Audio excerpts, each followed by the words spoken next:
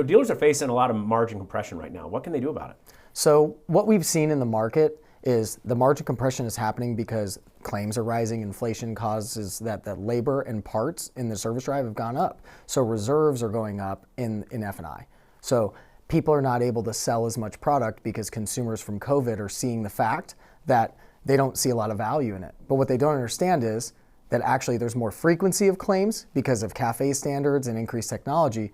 How is that going to impact their pocketbook? So dealers need to really get back to training and educating the consumer in F&I to buy more product. From the Aishin Broadcast Studio, it's the Executive Spotlight.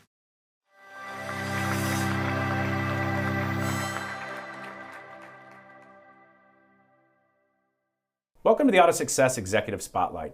I'm your host, Brian Ankney. Today, our guest is Chad Staples from Elevation Dealer Services. Welcome. Thank you for having me. I really appreciate you coming into town for this interview today. Is this your first time in Akron? It is, and it's cold. It's cold? Yeah, it is. I want to dive right into some content about dealers trying to acquire more stores. A lot of the ways that they would find the money to acquire more stores aren't quite as available as they used to be. What are some alternatives they can look to? So some of the things that we're seeing in the marketplace first is when it comes to M&A, it's very ripe because a lot of these big dealer groups may have 14, 20 stores, and one of them may be underperforming in a different market that's maybe sequestered from the rest of their group.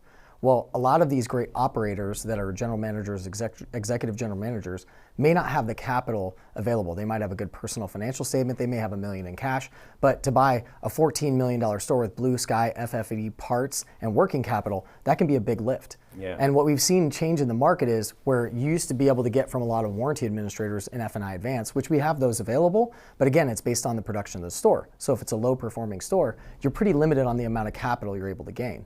So what we've been able to do is we've sourced some private family offices that provide lending, typically on like an interest-only note, that we're able to capitalize that note in a 36-month term, and a decent interest rate. But again, it doesn't impact the P&L, and we help them close on the store so that they can get their first opportunity. Or maybe if they already have a store, it gets them their second opportunity. And so being able to provide that for them as an option has been a game changer because now they can go in the store in 30, 60, 90 days, plus they're able to get the fixed ops profitable, and then the variable side, they're able to get a lift as well. Inflation is in the news every single day. It's a part of all of our lives now. What can dealers do to combat inflation in their reinsurance program? That's a great question. So what we've seen is everybody sees the cost of eggs is expensive. Well, inflation in parts and labor over the last 3 years has gone up 52%. And so we're seeing more frequent claims. That means the amount of claims that you're seeing, how often, and then we're also seeing the severity of it, meaning the amount. The average amount has gone up substantially. So that's impacted a lot of these reinsurance companies. And just like many other industries, insurance hasn't really changed in 30 years. Well, it comes down to the actual investment gains that you can gain in your investment portfolio with your reinsurance company. It's called investment policy statement.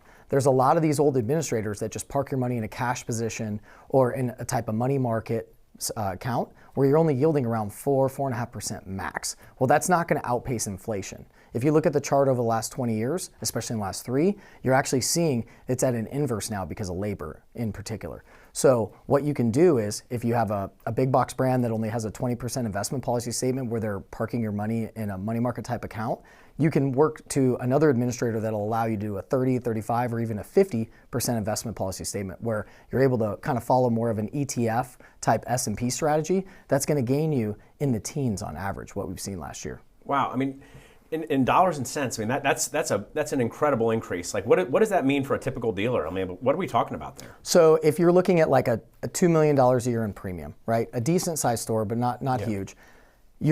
You're able to, over a 5-year period with runoff and with having under a 60% loss ratio, you're able to actually put $1 in at the top of the funnel, and the investment income will pay for all of your claims and your taxes, and you'll end up with like $1.20 at the bottom of the funnel. Wow. Well, now when dealers reach a certain size, they're often forced to pool losses. I mean, is there any other way to handle that? Yes. So typically speaking, that pooling losses with like an NCFC structure, there's a new program that's been out for a number of years now where it's just the same way as a warranty administrator would file their reinsurance, and it's called an 831A. So what that means is the actual underwriting profits are technically taxable, but you do cost basis accounting against it to produce net operating losses. So you're not limited to the 2.8 this year, $2.9 million. and then you can pool all of your stores with it. And what's great is if you have GM partners, you can retro seed money into their own separate positions as well. Oh, wow. Wow. I asked this question on the last question as well, but I mean, in dollars and cents, what does that mean to an average dealer?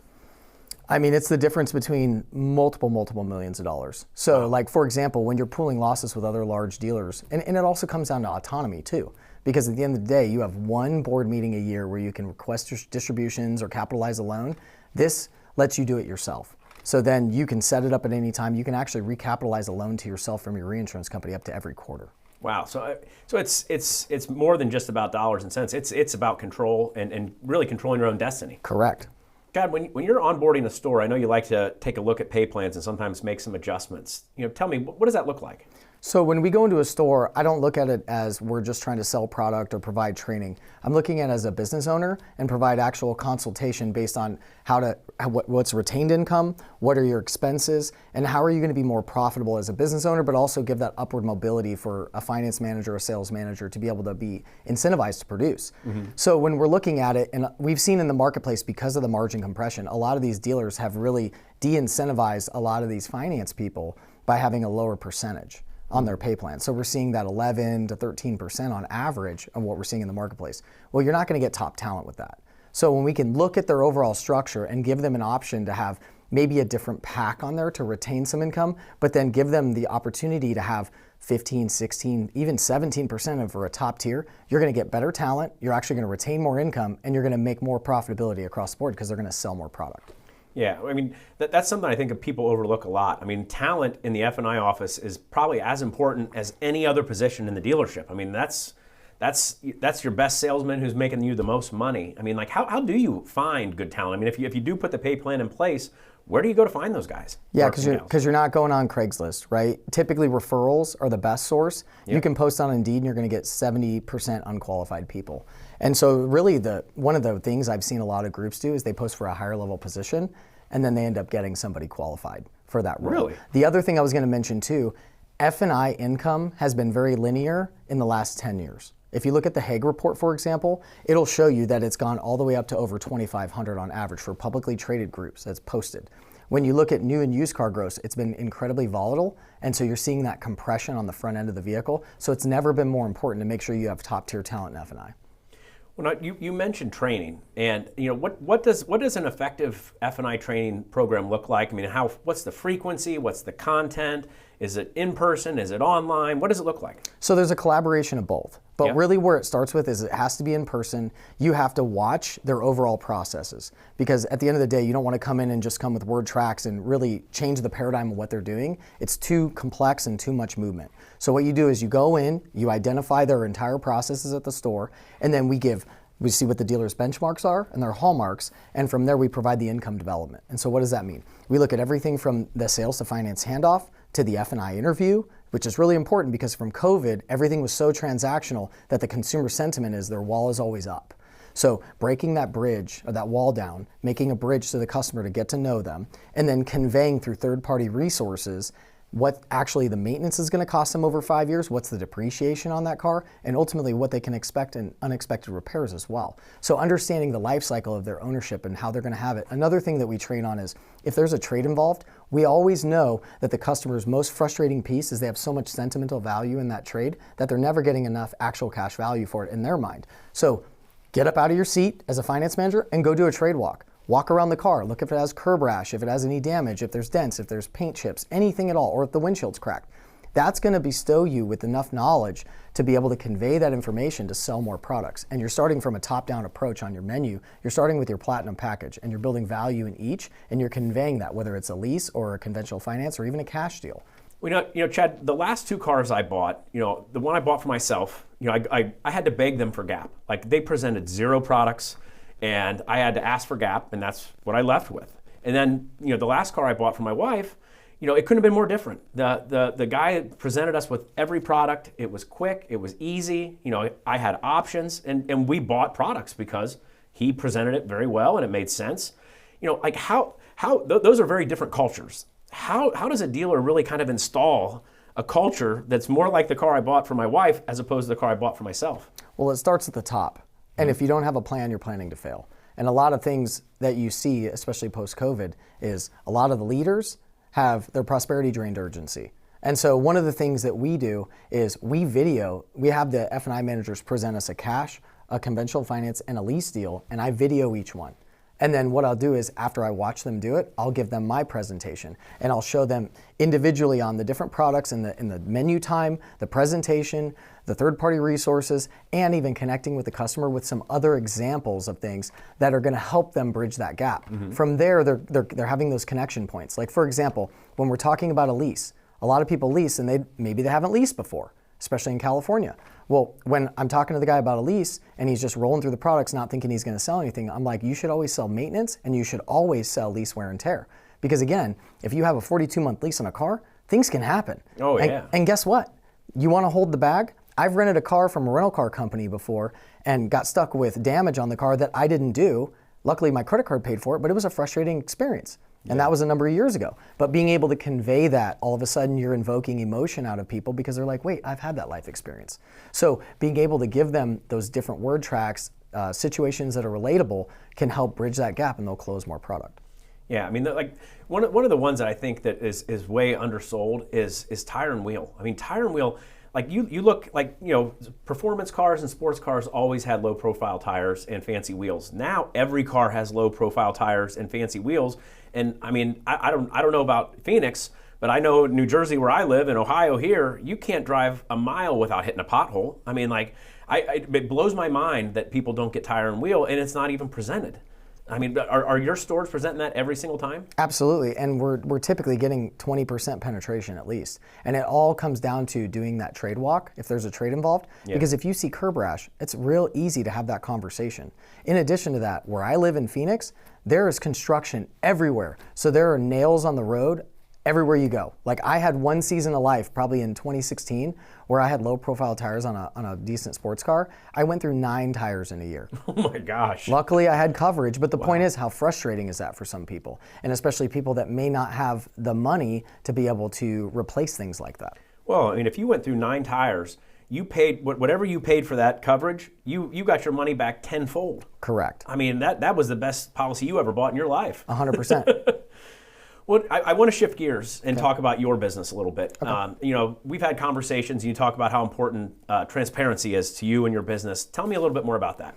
So a number of years ago, I've worked in the automotive space for almost 18 years. And I've worked for multiple companies from retail to big box administrators. And one thing I saw that was missing through the years was transparency. Mm-hmm. What does that mean? It means they didn't want to show their profitability because then the dealer would find out and they wouldn't want to do business with them. Well, I always felt torn inside character-wise because I'm like, this isn't right. So I always swore if I ever had an opportunity to start my own company, I would align myself with companies where we could be transparent and disrupt a little bit of this marketplace. Mm-hmm. And so by doing that, by leading with transparency and education and building a relationship with people, it's really helped us have some success. I imagine that probably means a lot to your dealer. So as opposed to just saying, we're going to do this and you can't look behind the curtain and see what I'm making. I mean, you're being that transparent to where you say, this is what you're going to make, this is what we're going to make, and we're going to provide you great service. Like, what does that conversation sound like? Exactly how you said. It's, hey, this is the level of service level commitment that we're going to do and provide. This is the goals that you have, and this is how we're going to bridge that gap.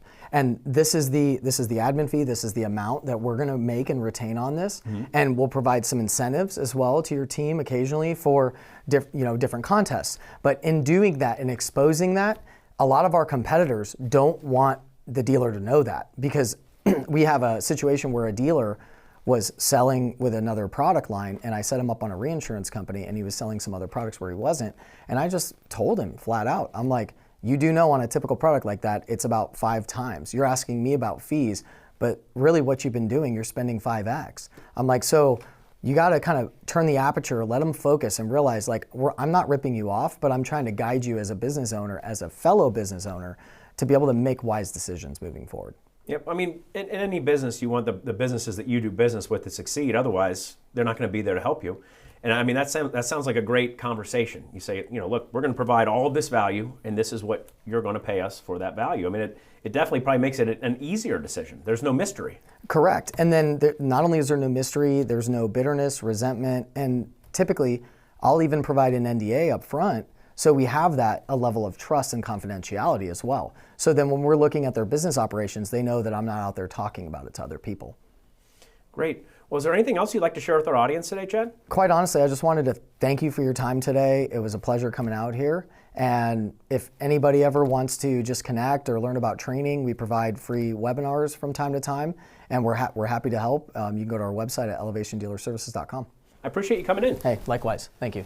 And thank you for taking the time to join us for this AutoSuccess Executive Spotlight.